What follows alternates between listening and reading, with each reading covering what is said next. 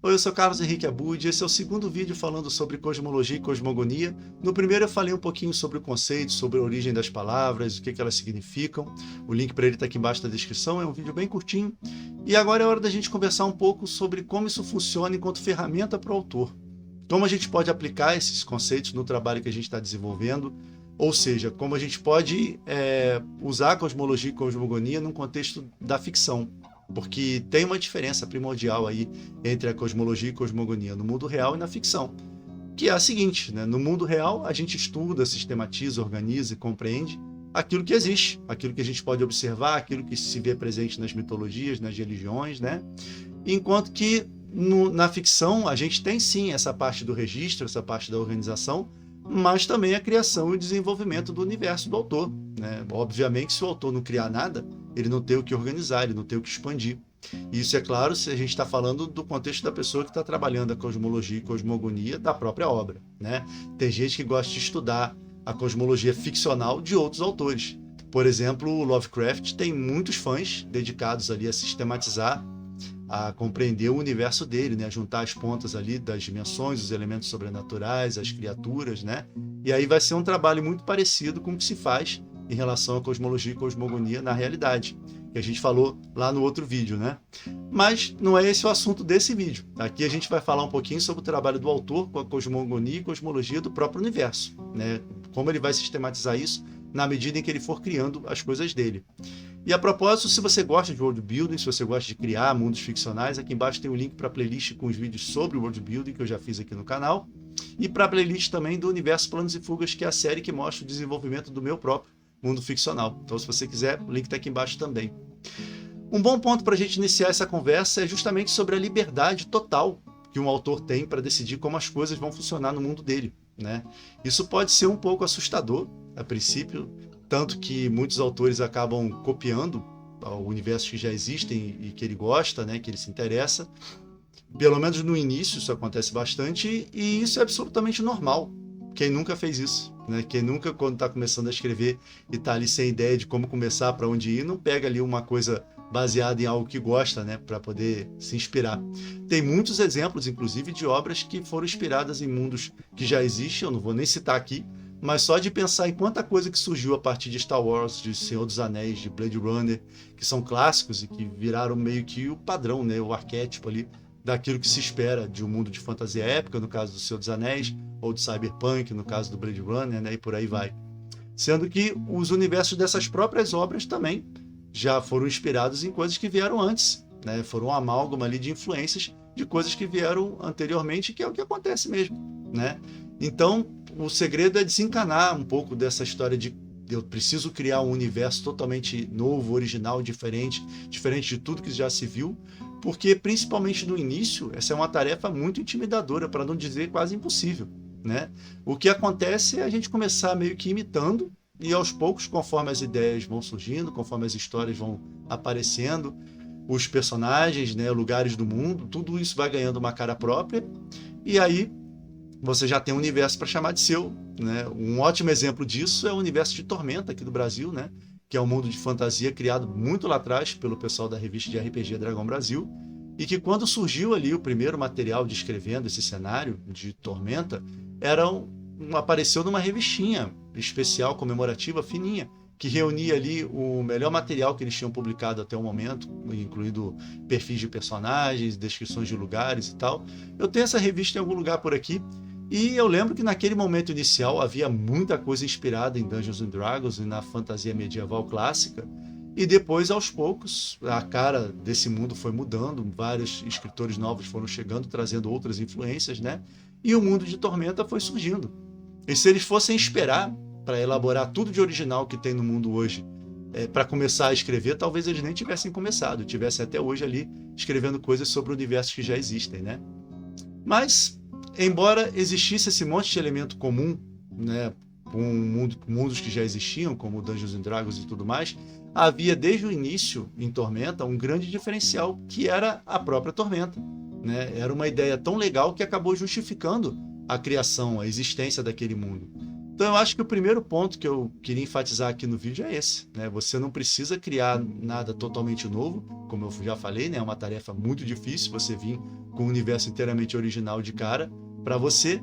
Nem você precisa subverter todas as leis da física que existem na nossa realidade, apesar de você ter a liberdade para fazer isso se você quiser.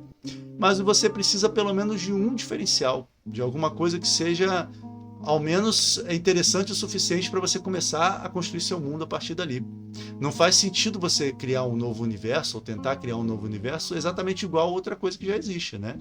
Então, se você realmente está sem ideia, está zerado, não sabe mesmo como você extrair um elemento original para o seu mundo, dá uma olhada naquilo que você já escreveu, nas histórias que você já fez, vê se você não acha ali um elemento legal que você pode expandir, que você pode desenvolver. Isso aconteceu comigo em relação à artomancia, que é um fator bastante marcante no meu mundo ficcional, nas minhas histórias, e ela foi surgindo aos poucos. Mas ela sempre esteve lá. Ela sempre esteve escondida nas histórias, sempre tinha uma coisinha ou outra que aludia a isso. Ela foi só ganhando o nome, artomancia, e ganhando um destaque depois, conforme as histórias foram se construindo. Então pode ser que o seu diferencial já exista nas suas histórias, você que ainda não identificou ele escondido ali, né? Um outro recurso válido, se você realmente está sem ideia ou não conseguiu achar esse tal elemento original, é dar uma olhada nas coisas que já existem e fazer combinações. Muito mundo legal já surgiu a partir dessa técnica, né? Como a Torre Negra do Stephen King, que junta elementos de fantasia clássica, tipo Senhor dos Anéis, elementos de horror, de ficção científica. A gente encontra tudo isso lá no mundo que ele criou e essa combinação gerou elementos que deram origem a um mundo original, né? Agora, que elementos são esses, né? E se tratando da cosmogonia e cosmologia, que tipo de fatores um autor pode trabalhar no seu mundo para gerar esse mundo original? Que aspectos do mundo ficcional o autor pode trabalhar em relação a isso? Primeiro, ele pode pensar na origem do mundo, né? Teorias ou verdades de como o universo surgiu, a existência ou não de deuses ou elementos metafísicos, vida após a morte, outros planos de existência e por aí vai. Então você pode decidir que existe tudo isso ou que não existe nada disso, fica a seu critério, né? Claro que você pode ter mais de uma verdade no seu mundo, né? Você pode ter um culto que acredita em uma coisa, enquanto outro grupo prega outra coisa. Você pode ter estudiosos, sábios, cientistas que conhecem a verdade, ou você pode dizer que teve um grupo que viajou no tempo por acidente e acabou presenciando a origem do universo. Então esse grupo tem certeza de como tudo surgiu e como tudo funciona, mas ninguém acredita neles, né? Então isso é uma coisa que você pode ter no seu mundo e é por sua conta, né? Cabe a você definir isso. Outra coisa que você pode pensar, além da origem do mundo e como as coisas funcionam ali nos bastidores, é a forma das pessoas se locomoverem, como as pessoas viajam ou mesmo como as pessoas se comunicam, né? Será que no seu mundo existem lugares distantes, lugares inacessíveis ou que só são acessíveis a poucas pessoas, né? O que tem nesses lugares? Qual é a vantagem ou a desvantagem de estar nesses lugares? Ou você pode dizer que viagens pelo espaço são comuns, né, ao contrário do nosso mundo. Ou no seu mundo pode ter teletransporte, pode ter telepatia. Em princípio, a gente pode não ver muita relação, né, em relação ao world building, a cosmologia e cosmogonia, né, e esses itens, né, a maneira de viagem, de transporte, de comunicação. Mas é só você pensar que se você escrever uma ideia de história nos tempos de hoje, ela vai ter uma dinâmica, e se você transportar essa ideia para 300 anos atrás, para 200 anos atrás, quando não tinha carro direito, quando não tinha celular, você vai ter uma dinâmica completamente diferente e um desenrolar completamente diferente dessa história, né? Então a facilidade ou não com que as pessoas viajam, ou os lugares que elas conhecem, ou a forma como a informação é difundida, como as pessoas se comunicam, isso tudo vai ser primordial para você ajustar a percepção que as pessoas têm sobre a própria realidade, sobre eles mesmos, né? Sobre o que existe e o que não existe. E esses fatores, esses elementos, são parte do estudo do desenvolvimento da cosmologia e cosmogonia também. Então a gente pode dizer que, pensando nesses aspectos, você consegue criar desafios para os seus personagens, né? Desde coisas menores, como, sei lá, durante uma das fases da Lua, certos equipamentos eletrônicos não funcionam, até coisas grandiosas, como a descoberta de que o mundo que os personagens vivem tem um prazo de validade e esse prazo está próximo e os personagens têm que lidar com isso, né? E é claro que a cosmogonia e cosmologia vão ter uma influência colossal na parte cultural e política do seu cenário. Por exemplo, só de você inserir a existência de uma raça alienígena entre humanos, você já está gerando uma série de questões da maneira com que eles vão se relacionar ali, que vão gerar infinitas possibilidades de história. Existe uma relação de dominância e de subserviência, eles se dão bem, eles guerreiam, eles se exploram, né? Como é que você vai estabelecer essa convivência? Ou você pode mesmo ter grupos de seres humanos que são dominantes e submissos, né? Um grupo impõe uma crença em certos deuses ou proíbe uma crença em certas divindades, né? E isso tudo vai gerar uma dinâmica diferente na sua história, vai gerar desafios, conflitos, a criação de vilões, heróis, novas tramas. Então a forma como o seu mundo funciona vai ser uma excelente fonte de ideias para suas histórias. É um ciclo que se retroalimenta. Você inventa coisas nas suas histórias que vão incrementar a cosmogonia e cosmologia, e esse estudo, esse material auxiliar vai acabar influenciando o mundo, né? A partir do momento que você desenvolveu, estabeleceu e fez ali uma amálgama, né, entre o que você já tem criado. Então, eu pelo menos posso afirmar que manter tudo isso organizado, fazer pequenos textos explicativos, mesmo que seja só para mim, né? Fazer mapas, desenhos, ter um arquivo onde eu guardo um material ali com informações complementares e de vez em quando revisar, incrementar, fazer alterações, cuidar dessa parte, né? Como uma atividade paralela à escrita das histórias, isso para mim tem sido muito benéfico, né?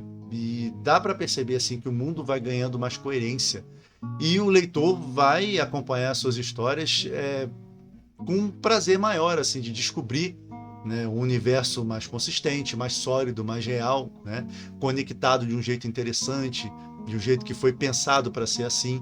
Isso, claro, vai contribuir para aumentar o engajamento do seu leitor. Ele vai se sentir ali mais imerso, né? Ele vai se envolver mais com as coisas que você criar. E é claro que conforme o seu trabalho for ganhando mais profundidade, mais detalhes, você mesmo vai se sentir mais à vontade, mais capaz de explorar certos aspectos do seu mundo. Você vai escrever histórias em outros lugares, você vai desenvolver melhor certos grupos de personagens, porque você já sabe bem como é que eles funcionam, você já tem mais informações sobre eles.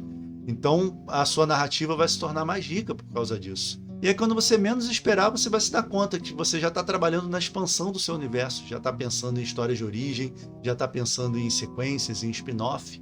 Então, se você nunca pensou em organizar a cosmologia, a cosmogonia do seu mundo, ou está começando agora a criar o seu universo ficcional, eu acho que isso pode ser uma boa ferramenta, uma estratégia que pode deixar o seu trabalho ainda melhor e mais fácil. E agora que a gente já falou bastante sobre esse assunto, no próximo vídeo eu vou mostrar um pouquinho da maneira como eu trabalho a cosmogonia e a cosmologia no meu mundo ficcional.